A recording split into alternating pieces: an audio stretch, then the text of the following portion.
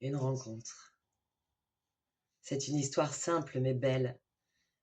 Une histoire dans laquelle il y a un homme qui me remarque et qui essaie d'attirer mon attention lors d'une soirée dans un bar. Il me fixe avec des yeux remplis d'admiration, mais aussi d'envie de me connaître. Ce regard veut dire « Je te vois depuis tout à l'heure et mes yeux n'arrivent plus à regarder ailleurs. » J'ai l'impression que le temps se ralentit lorsque je te vois rire et que tu repousses la mèche de cheveux qui tombe sur ton front. Tu attends patiemment que tes yeux croisent les miens pour pouvoir enfin établir le premier contact, le premier lien. Au premier abord, moi je ne t'ai pas vraiment vu. Je n'ai pas vraiment compris non plus à quel point tu étais en train de m'envoyer une énergie forte pour attirer mon attention. Mais à un moment, j'ai ressenti une telle attraction vers l'endroit du bar où tu te trouvais que, d'un coup, je t'ai vraiment vu. Même si c'était la deuxième fois que je te regardais en réalité, parce que la première fois, j'avais regardé dans ta direction, mais sans vraiment te voir. Et surtout, sans comprendre que je regardais là-bas parce que c'était ton aura qui m'attirait. Et là, tu es devant moi, avec le sourire aux lèvres, les yeux brillants de désir, et une attitude qui ressemble tantôt à une invitation, tantôt à une attente de permission pour oser te déplacer jusqu'à moi et me parler enfin. Et lorsque dans mon regard, tu perçois enfin une ouverture, tu t'approches, toujours en maintenant tes yeux posés sur moi, pour ne surtout pas perdre l'opportunité de venir m'aborder. Et moi, je sens mon cœur qui bat en me questionnant. Est-ce qu'il vient vers moi? On dirait bien que c'est moi qu'il regarde.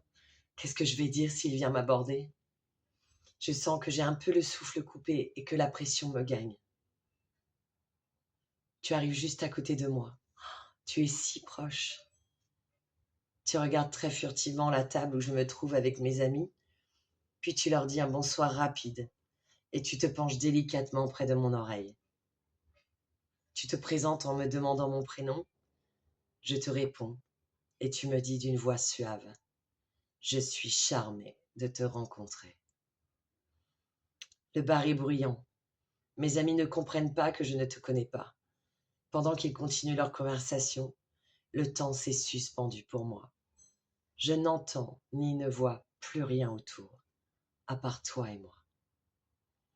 Je suis presque médusée en attente de la suite de la discussion. J'entends parfaitement le son de ta voix, même au milieu de cette pièce pleine de gens et de bruit.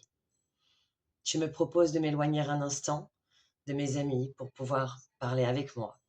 J'accepte. Mais juste un instant, par peur de perdre vraiment mes moyens si je reste trop longtemps près de toi. Tu me prends la main en me guidant vers l'extérieur du bar. La porte se referme derrière nous. Le bruit s'éloigne.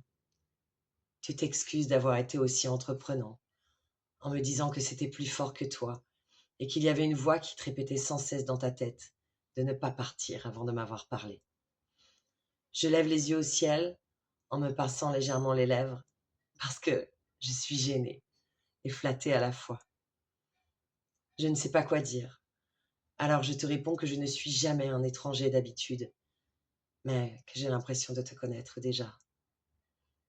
Un silence magique s'installe quelques secondes entre nous, alors que tu me tiens toujours la main.